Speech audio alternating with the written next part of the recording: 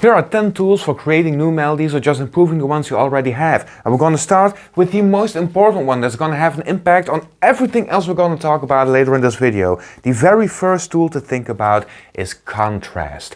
Contrast is the big thing. Now in music, everything is about tension and release. We do this in melody, in harmony, in rhythm, in every possible way you can imagine. There are different kinds of tension, there are different ways to release tension, but it's all about tension and release. Now if I'm doing something and I'm repeating it, that's fine, we just created a pattern. And if we repeat it a third time, and a fourth time, and a fifth time, and a sixth time, at some point you're just going to kind of ignore it. It's going to be less important to you. At least it's not going to be the thing that captures your attention, because the thing that captures your attention is the thing that changes.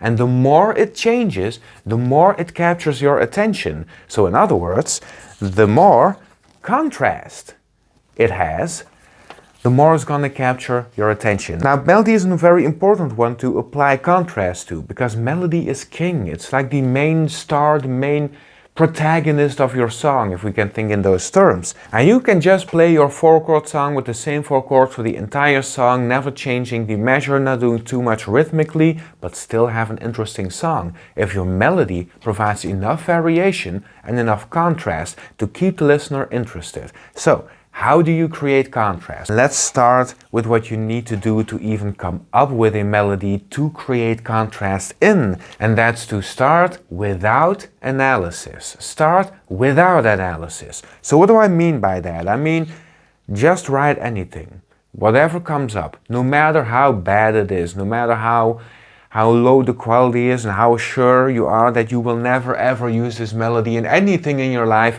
come up with something.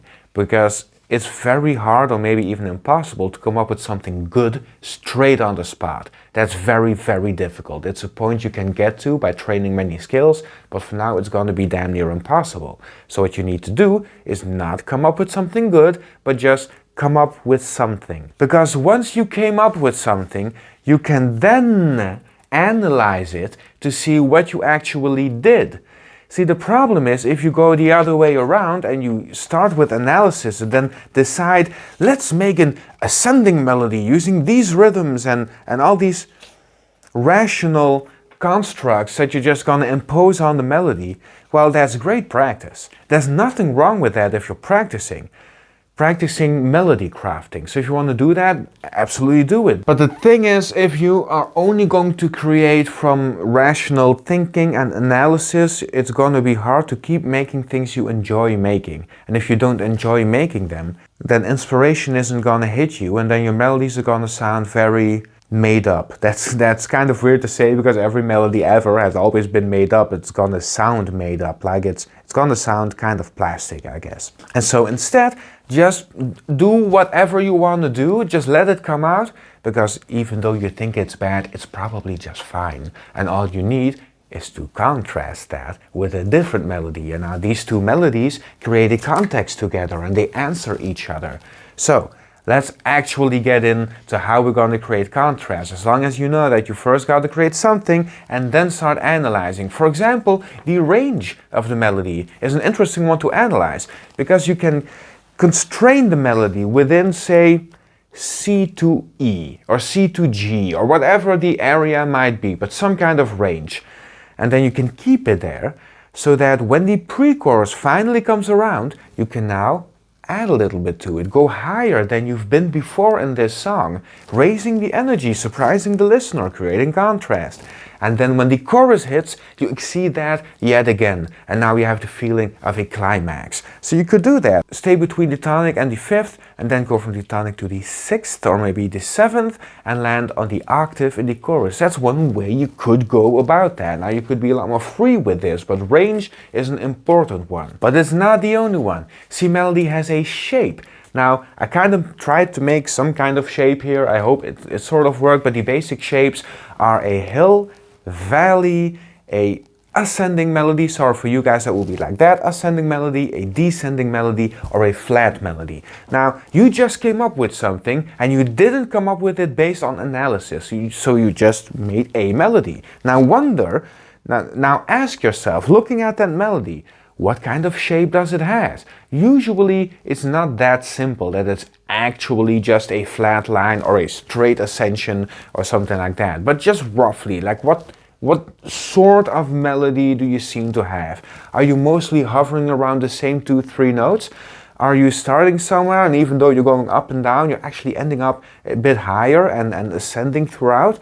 You know, you got to be a bit free and abstract with this, but try and pinpoint what sort of melody or what sort of shape your melody has, so that you can choose a different shape for the next bit of melody, for the pre-chorus, or for the chorus, or for the second half of the verse. I don't know what you want to do, but try and create contrast using shape. It's a really important one, but not the only one, because it's also very important when your melody starts and when it ends. Now, by that I mostly mean in which part of the measure it starts and ends. So every melody in your entire song starts on the 1.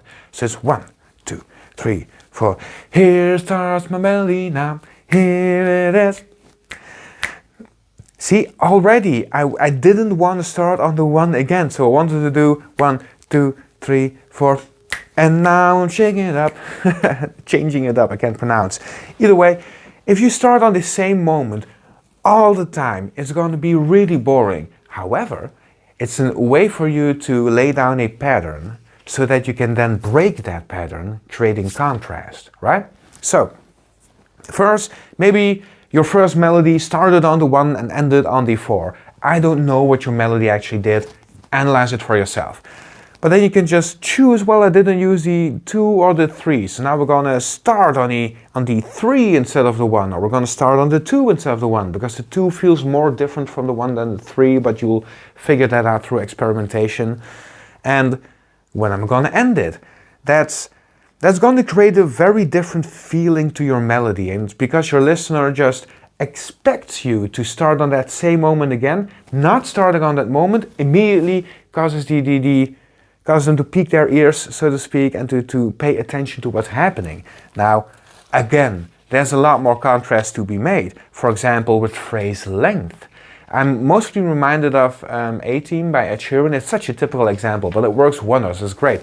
So in the verse, he goes, white lips, pale face, breathing in snowflakes, burnt lungs, sour taste. These very short little sections of melody. But when the pre-chorus starts, he moves on to these long melodies. And they say she's in the class A-Team, stuck in her daydream, been this way since 18, but lately... I can't quite remember. But it's long lines instead of short little phrases. And that's a big contrast. Suddenly the song becomes larger. And you can use this effect as well, so use it in order to create contrast. Again, first come up with something natural, then try and apply this. Of course, there's more we can do. Like, for example, target notes. See, a target note means I'm going to center my melody around this one note. Doesn't mean that's the only note I'm playing, but it might be the note I'm starting on and ending on. Or maybe it's the note I'm constantly dancing around, just playing that note and the one above, that note and the one below, that note, that note, and the one above, that note, the one below. You can just keep this up forever. Well, not forever, because it's going to be really boring at some point. But you can keep this up for quite a while. You can keep this somewhat interesting, and it restricts your range as well.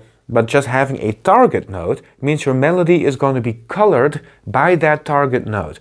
And now playing the same type of melody, with the same phrase length, with everything being the same, but only changing that target note. Now not using E, but A flat. I don't know why I picked those two, but changing it up is going to create a different sort of sound for your melody, a different tone color. And that's enough to create contrast already. So imagine you're using a different target note, a different shape, a different starting point and ending point for your melody, and a different phrase length. Now you suddenly have a lot of contrast you can create within your melodies, and a lot of contrast in between song sections, which is what we usually want.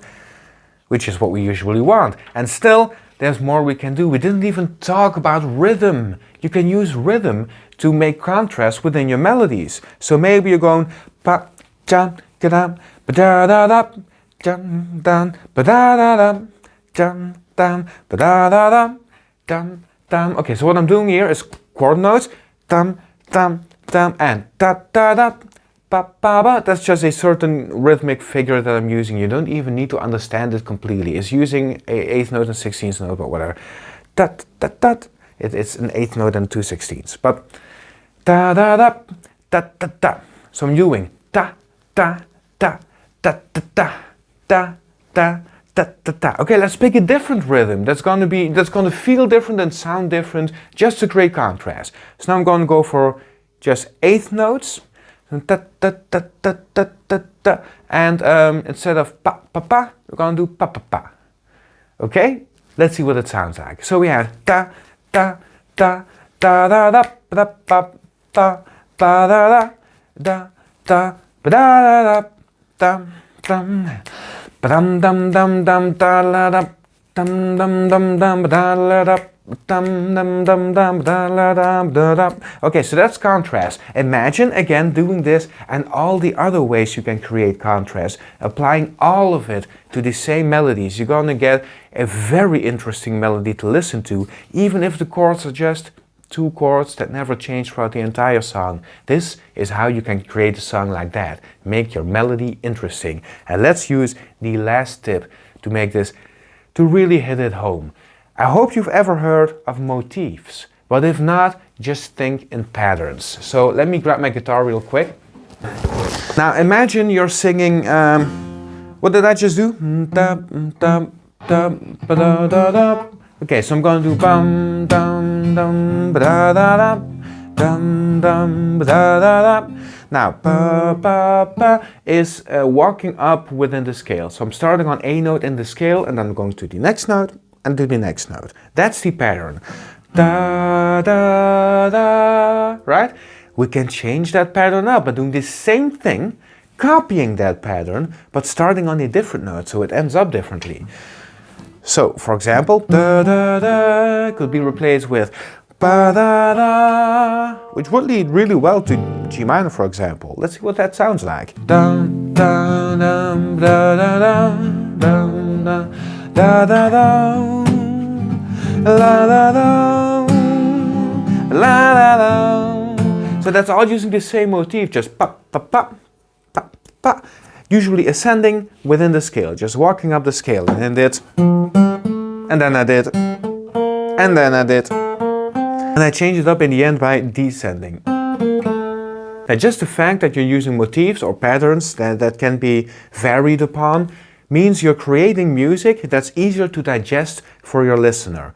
Because once I've heard and understood 1, 2, 3, it's easier to hear and understand 2, 3, 4, because it's the same thing, just a slight variation on it, but that's easier to digest.